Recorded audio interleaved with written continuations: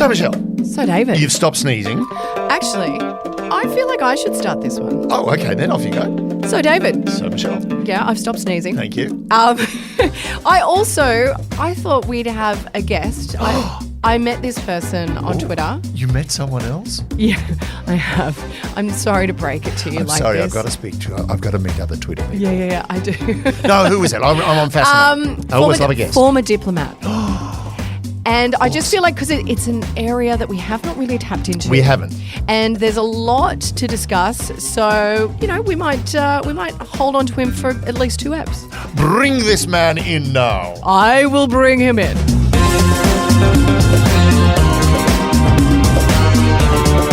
You're listening to I Spy, the Foreign Service of Australian Intelligence. Yeah, bonjour. I'm Il Represente Australie. Croissant. Oh, crap, I'm in the wrong country.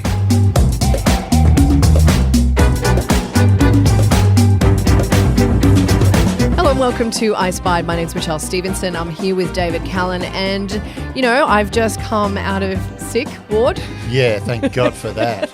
I know, I worked hard to spread it to you. No, well, you didn't get me. I think you got my family somehow. But I did think you? I do have a husky sound, but I've just come away from a film set. Yeah. Okay, good. I'm feeling good. Thanks for asking. You're welcome. Yeah, you look fabulous. Anyway, because I didn't want to speak just to you, because I really, there's only so much, David, I can handle.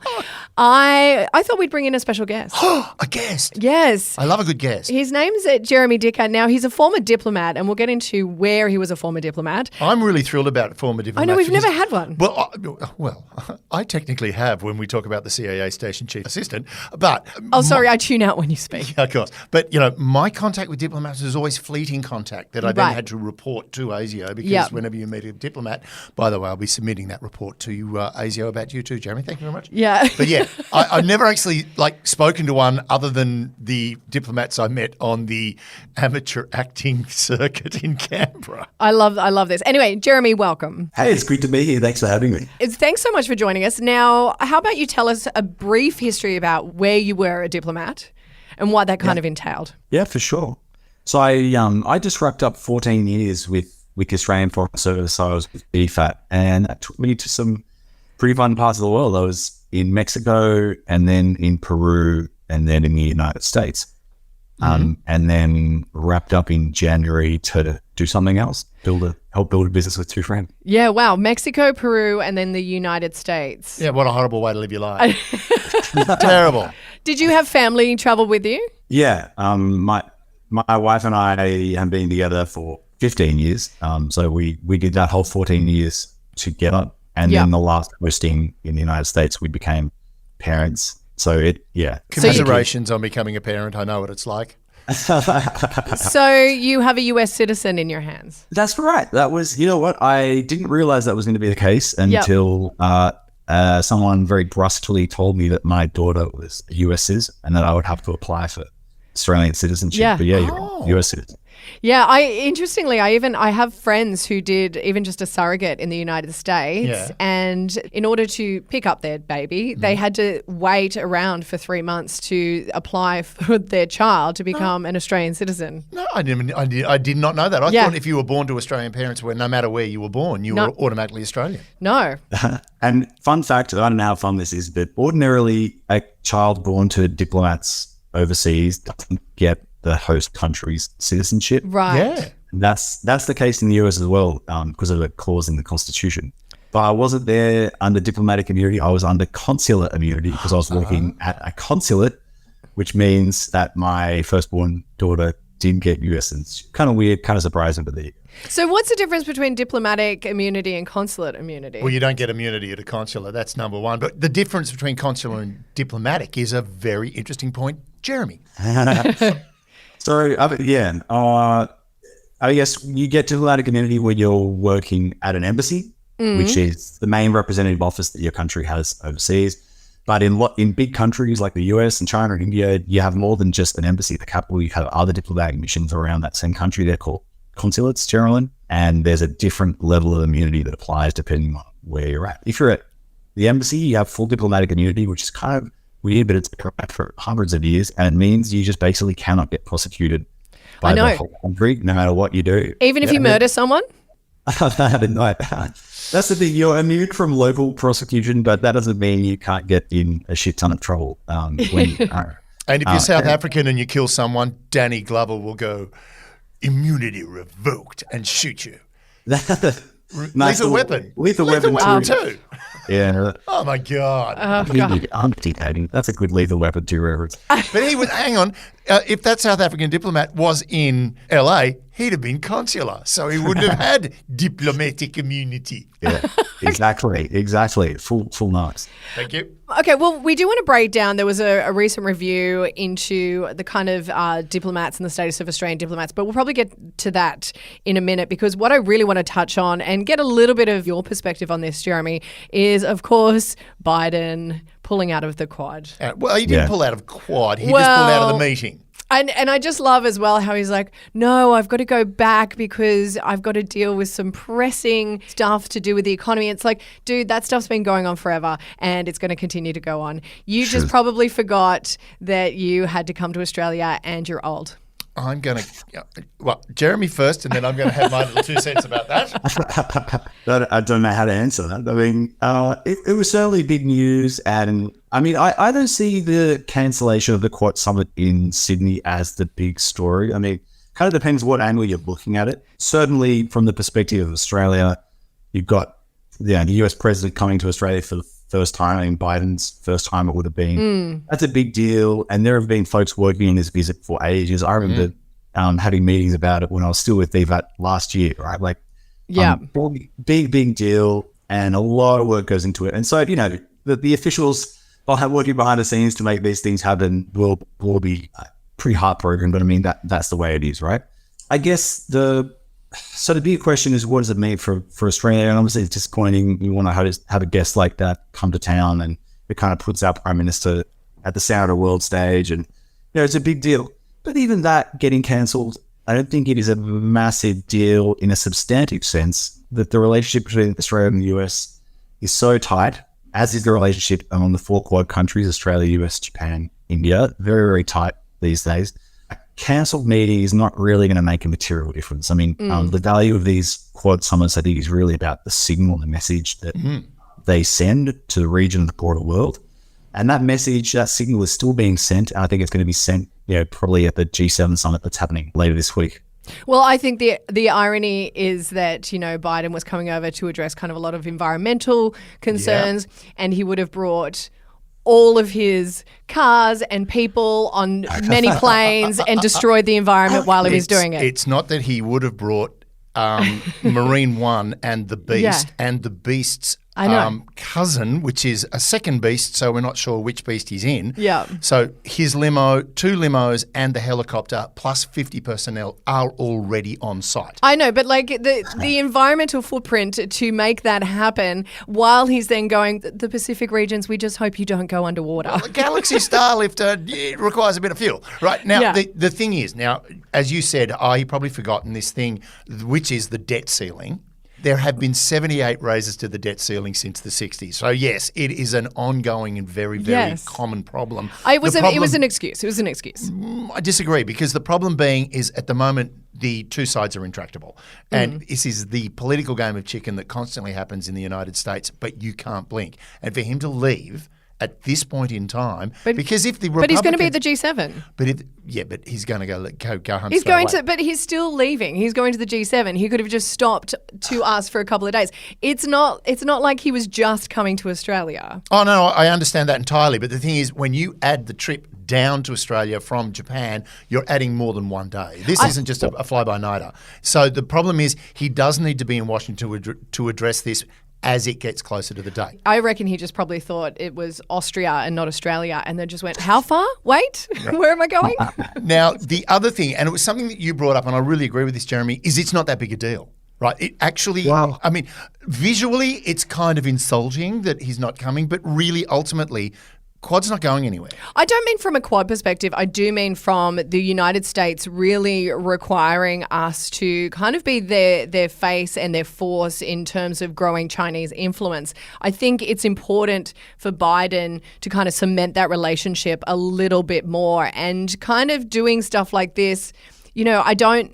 From a media perspective, it's not a great look. And the media perspective is the one that counts. What are your thoughts on that, Jeremy? Well, I mean, for me, the most interesting thing specifically out of the Quad Summit being cancelled just because of Biden pulling out, that says a lot about who's in the driver's seat of the Quad. Yes. Yeah, essentially, the 3 other countries said it's not worth it because one of us can't make it. So that gives a real sense of, where the drive is coming from. But that's not to say that the other 3 aren't true believers. I think they absolutely are. But I think, honestly, the biggest story here is one we haven't mentioned yet. I mean, the debt ceiling's a big deal, the Quad's a big deal. But for me, the thing that really jumps out at me and the thing that leaves me maybe a little gutted about the decision to cancel the visit was not Japan, not Australia, but the stop in between, Papua New Guinea. Yes. Biden was going to be there for the first ever visit by a sitting US president. He was going to be in town for 3 hours. There were going to be, more than a dozen Pacific Island leaders heading in there to meet with him. This is going to be a big deal. PNG had just declared Monday, which was when he's meant to be Monday, this coming 22nd of May.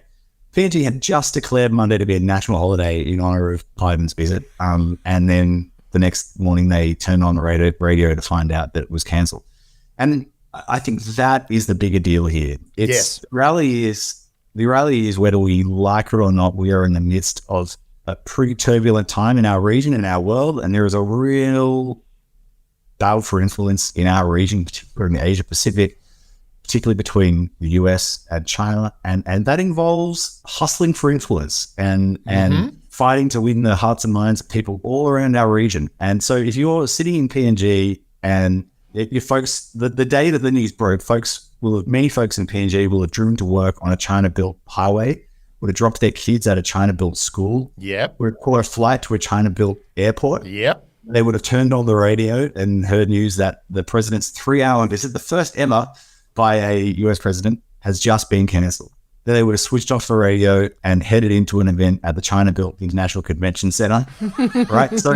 So you just have a think about the message that sends. That's not the message the US wants to send, but it's the message it is sending to 10 million people in PNG who are voting for their leaders and shaping the way that those leaders are going to steer their country through a very chaotic and turbulent few decades ahead.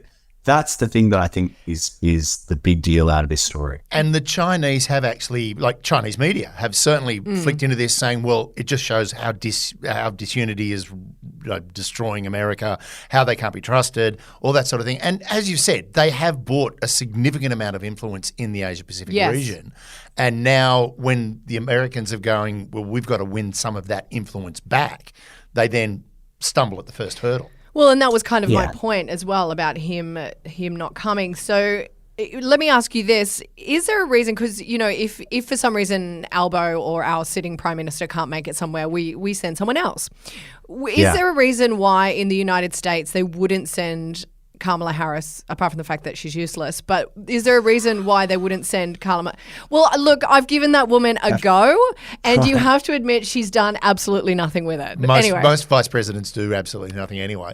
It's a tough gig. It's so tough. I've got a very popular sitcom about how tough that gig is. Yes, I know, and it's so on the money. Yeah. But is there a reason why you would not just send your VP? Like, if it's about just showing face, could you not send someone else?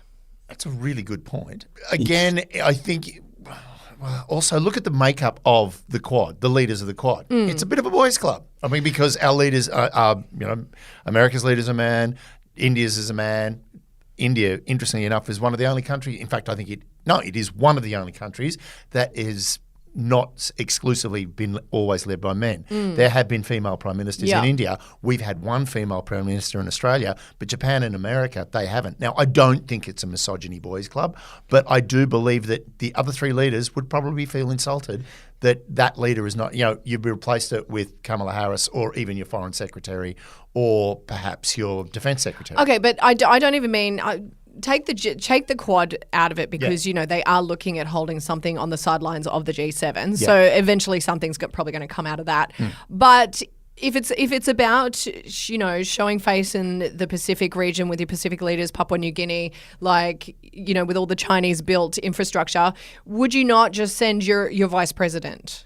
or someone else. I just find it interesting. The US never uses their vice presidents in the same way that other countries use theirs. Does that make sense? Yeah. Oh, yeah, totally. There were, I don't know where these rumors landed, but there were rumors immediately after the Biden announcement that the US might instead send US Secretary of State Blinken in his place, both to the Quad and to the PNG leg of the visit. I don't know where those rumors started. I mean, one of them is now moved that, Albo has cancelled the Quad summit, which was his right to do. And I don't know where those rumors have landed in terms of the PNG visit, because as I said, there are already, a dozen Pacific Isle leaders planning to be in PNG to meet with President Biden. So yeah, at the end of the day, they have to weigh up the pros of sending someone at all versus the cons of potentially and unintentionally, offending folks by sending a less than leader status representative. And so they're probably going to meet on the sidelines of the G7. That'll definitely happen. Yeah. Will it be as focused, say, as if they were going to do something that was purpose-built here? I'm going to say no. There's going to be so much other stuff going on. I'm going to say that, look, the other thing is, what are they talking about in these Quad meetings? For me, that's the big thing. A lot of people in Sydney are currently dancing with glee that the city is not going to be shut down. So one guy in one car and the entourage that follows him shuts the city down for, half a day. I mean, I really wanted to see Biden fall in real life. Because he's either falling or he's mumbling. It would have been great to have gone to one of his presses. Yeah, Donald Trump walked up the stairs to Air Force One with toilet paper on his shoe. I am not anti-Democrats or pro-Republicans. I just think he's old. You just like humiliating old people. No, he's oldest. He's done a really good. There is no doubt he's done a really good job at leading the country. They have passed some really strong bills, and I think he's done an exceptional job, but I don't think he should be running for another term. That's just my opinion. I kind of, you know what, I've got to be honest with you, I kind of agree, but if the guy's got it in him to do another term, he's over 80. Yeah. Old people can do smart things sometimes. Oh my, I'm not ageist. Anyway. All right. Sorry, we digress. Yeah, sorry about that. Back to our normal programming. Yeah, so with stuff like the Quad meetings and all that, is there much to do with kind of how is that run through DFAT or diplomats or any kind of I'm really kind of not big or not clear on how the structure works. I'm just going to say one thing to preface your answer, because I know you've got a much more detailed and much more authoritative answer, but I'm pretty sure right now there are several tears before bedtime in Canberra. Right now, when that news came through, there would have been a lot of people that were exceptionally pissed off and put out by it. I reckon Albo had a tear. No, I'm just talking about DFAT. I'm not talking about anyone other than DFAT. I reckon there would have been some very angry people and very upset and disappointed people. Yeah. A lot of work goes into it. It's really mixed emotions, because it's before I joined DFAT, you turn on the news and you'd be like, the Prime Minister's in Japan, and there's 60 seconds of that, and then it moves to the sport and the weather, and you don't think much about it. But once I kind of peered beyond the veil, I was sort of blown away by the sheer amount of work that goes into these world leader summits. Even just bilateral visits happen. It's kind of staggering, and it makes sense. I mean, these are world leaders. There's security considerations, there's protocol. They don't have a lot of time, so you got to make every single minute count. Yeah, and so. Yeah, there would have been a lot of work going on behind the scenes. I think for a leader-level summit in Australia, it wouldn't have been led by DFAT. It would have been led by the Prime Minister's PM&C, yeah. Yeah, and that's common around the world. But DFAT would have been closely involved as well. It's mixed emotions. I think particularly at this point where all the hard work is kind of already done, and then you don't get to see the fun bit, which is, wow, there's the President of the United States walking into the room and, speaking at the event that we organised or whatever. So it's particularly heartbreaking, I guess, for it to happen right now at the last minute. But I'd also been in the situation, nothing as big as this, but I've been in a situation where a senior visit was cancelled last minute. And there's also just a bit of relief, because it feels like you're kind of caught in a hurricane when it's happening. You just get swept along. It can be stressful. Tempers can flare up. So I suspect there'd be some mixed emotions in Canberra, but mostly just disappointment that, we're going to be in the centre of the world stage and no longer. It's a very runaway bride moment, I think. I do think that, there's Albo standing at the end of the aisle holding a bunch of flowers, and part of him is going, honey, but the other part of him is going, Oh, they're going, like, just go home to Toto and the girlfriend and relax. Well, yeah, because I was on Sky News when we were allowed to actually, at 10:30, it was... Because it was embargoed. It was embargoed and we were allowed to talk about it. And so, we're just yammering on about his visit and all the implications and stuff. And then, you wake up the next morning, he's like, nope, he's not here. And I'm like, okay, well, that was a quick turnaround. Breaking news. But yeah, that program didn't last well. Did not age well. Just going back to what you said about the preparation behind it, I remember the whole thing about Albo, literally days after the election, was flying off to Japan for, it was one of those meetings. It was hours after the election. I think the election happened on the Saturday and he was on plane on the Sunday. Oh yeah, he didn't waste any time. He was sworn in I think on the Sunday and on the plane Monday, I think it was. But the whole thing is, all the Australian delegates were given, all the Australian political delegates. So Albo, Penny Wong, whoever else, I think it was Miles was with them. They all had to wear a little floret on their lapel to tell all of the Japanese diplomatic staff, all of the political staff, all of them that these guys are new and don't know how it works yet. Oh, really? Yeah. They did not. That. No. That's what the Japanese do. If you're a new leader, they go, there you go. There's it's like training wheels. You get training wheels. You get your diplomatic beginner's badge, right? It's like, yeah, he doesn't know that you're meant to not sort of take it, but it's a Shinto temple, not a bathroom, right? They don't know that yet, right. So they've literally, and because of that, instead of going, oh, what an idiot, they go, take care of him. Is this true? Is he just making this up? Well, I do remember I went to a G20 summit in Mexico, an APEC summit in Peru, and at both of them... Before we go any further, saying that makes me go, God damn, how cool is that? Yeah. I was at a G20 in Mexico City. That's what I love about diplomats. You just drop lines and everyone goes, oh my God. Oh, gee. Anyway. I need to be mild. I don't want to sound like a wanker. But I do. No, you don't. Trust me. I sound like a wanker. You sound amazing. No, look, David has made a whole career of saying he was in ASIO and all he did was push a fucking mail cart around. I am a wanker. I do. I kid growing up in the city suburbs, I still feel lucky to have done all that stuff. But at those summits that I went to, there were a couple of times when my work was going to involve me being right at the inner sanctum, where all the world leaders were, and just a couple of assistants, and that was it. And both times I remember, you had to get a special pin on your lapel, which wasn't from the West Country. A lot of the time it was from the US Secret Service, which I think is their way of saying, we've already checked this guy, he's not a threat, so if shit goes down, we don't shoot it. I remember thinking, can't get 5 of those lapels? But I up at one, just put them all over me. I don't want to get hurt. Right in the middle of my forehead, please. The pin, not the bullet. But what was it like in those kind of environments, say a G20? Yeah. It's a pretty amazing place to be. I mean, you walk into a room and there are the 20 most powerful people in the world sitting around a table just chatting between sessions. I mean, you can feel the buzz. It's pretty amazing. You also, one thing I guess that impacted me from my years peering behind the veil a little bit, I guess I got to see folks at the center of power. I was reminded that they're human. Yeah. And that's maybe tempered the way I see the world a little. I've overheard world leaders pleading with, spouses back home or, or disappointed kids that aren't going to see their mum or dad for their birthday because they're stuck in a world summit that's gone a day over time, whatever. But, you have those sort of unscripted moments and you do remember that these are just people. Yeah.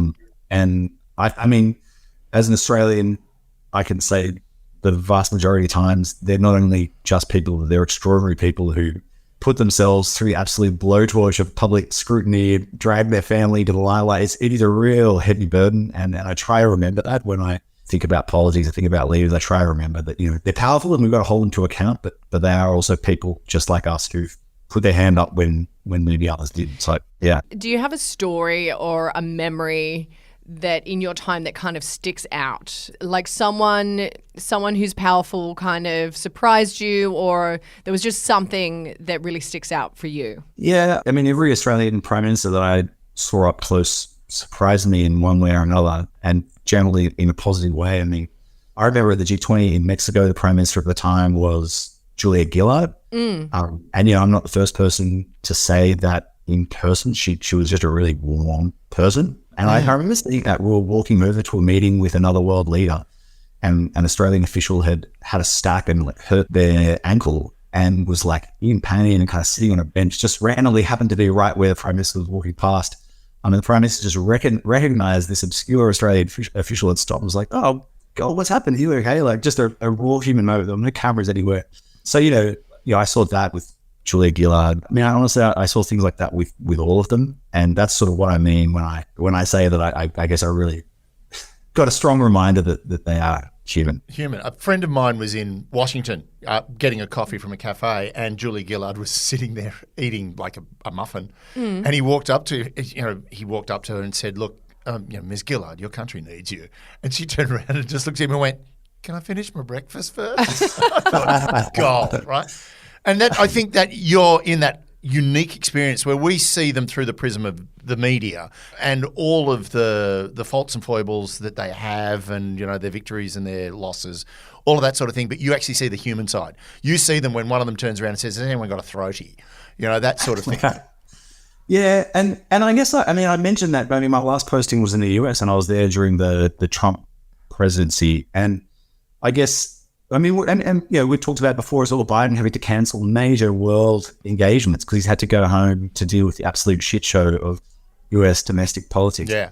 And I guess, when I talk about the fact that I'm reminded of the humanity of our leaders, particularly in Australia, because they're the ones I guess seen up close, but part of me is sort of, I'm pleading with myself and all Australians that we remember that we're all collectively responsible for avoiding us from going down that same path of ending up in such a seemingly endless, polarized political debate over there where it's hard to see it weighing out. And so I'm not saying we don't hold them to account and have robust debate, but it just feels like things have gone too far over there. And I guess we need to remember to see the humanity in each other and our leaders as well. But I don't know, maybe I'm just a bit soppy and getting old and sentimental. Yeah. But also, that's a great point. The polarisation that's gone on in the United States and to a lesser extent in the UK. And also here, and it's bleeding into us. It's bleeding into us. Now, part of that could be, you could throw at the Murdoch media and all that sort of thing. And also, you can throw it. Let's not. I didn't say you should. I said you can, right? You can throw it at various media outlets. I think he forgets that I work for the Murdoch. No, I don't forget that at all. Look, here's the thing. I have the utmost respect for anybody that works for any media organisation other than Tucker Carlson. But the whole thing is there is a polarising effect 100%. going on in politics. I agree. And as you said, we've got to take a step back and look at each other and go, well, yeah, I don't agree with your opinions, but we are all entitled to our own opinions. We're not all entitled to our own facts. And I think we've got to get back to the basics of what are the facts and what do we need to do and how do we get it done. And I think that's the problem. And look, I want to tuck into more of your backstory, particularly in the United States. And also I want us to discuss a bit about the diplomatic review. But how about we hold off and we will tackle that in the next episode? Yeah, can you wait a week? Can you just sit there for a week? We'll put you on pause. We'll just put you on pause and we'll be right back. Right, we'll be just hang on, quick, run to the bathroom. You'll be fine. Yeah. We'll send some food.